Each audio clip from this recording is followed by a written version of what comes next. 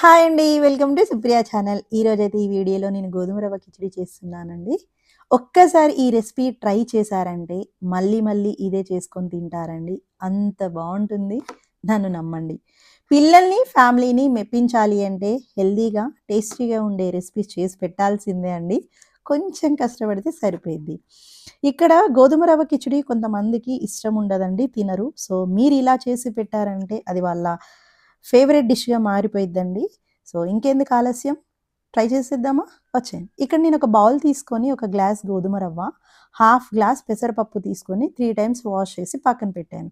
Mixie గిన్నెలో 4 పచ్చిమిర్చి, inch అల్లం అండ్ కొంచెం కొత్తిమీర యాడ్ చేశానండి. నెక్స్ట్ ఇక్కడ ప్రెషర్ కుక్కర్ తీసుకున్నాను. ప్రెషర్ కుక్కర్ తీసుకొని ఇక్కడ బిర్యానీ ఆకు, లవంగం, ఇలాచి అండ్ దాల్చిన చెక్క వేసి, ఆనియన్స్ వేసి, నెక్స్ట్ ఏదైతే మిక్సీ పట్టానో నేను కొంచెం అల్లం, కొత్తిమీర, 4 పచ్చిమిర్చి అవి వేసి ఫ్రై చేశాను.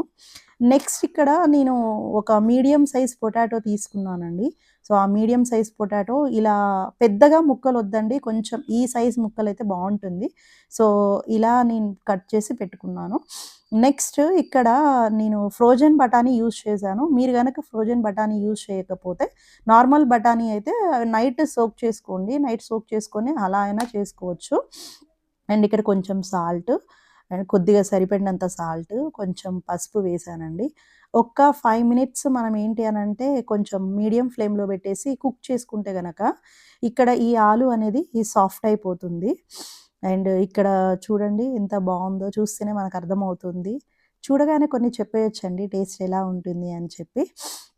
నెక్స్ట్ ఇక్కడొచ్చేసి నేను ఇక్కడ మనం ఏదైతే నానబెట్టానో నేనిక్కడ గోధుమ రవ్వను అండ్ పెసరపప్పు, ఒక కప్పు గోధుమ రవ్వ, హాఫ్ కప్పు పెసరపప్పు తీసుకున్నాను గదండీ! అది 15 మినిట్స్ నేను నానపెట్టాను. సో, ఇలా నానపెట్టి తీసుకుంటే ఏంటి అనంటే బావుంటుందనమాట. ఆ టెక్స్చర్ అనేది చాలా బావుంటుంది. ఒక పారిడ్జ్ లాగా, స్మూత్ పారిడ్జ్ లాగా బావుంటుంది. అండ్ ఇక్కడ నేనేదైతే 50 మినిట్స్ నానబెట్టానో సో, అది ఈ మిక్స్చర్‌లోకి యాడ్ చేస్తున్నాననమాట మొత్తము. సో, మొత్తం యాడ్ జేసి, మొత్తం కలిపేసి ఇంకా ఒక్క 2 మినిట్స్ మాత్రమే ఇది ఫ్రై చేయాలండి. ఒక 2 మినిట్స్ ఫ్రై చేశామనేసనంటే కొంచెం ఏంటంటే మనం తీసుకున్న ఈ ఫ్లేవర్స్ అన్నీ గూడా ఈ ఉప్మా రవ్వ, గోధుమ రవ్వకి అండ్ ఈ పెసరపప్పుకి పడతాయనమాట.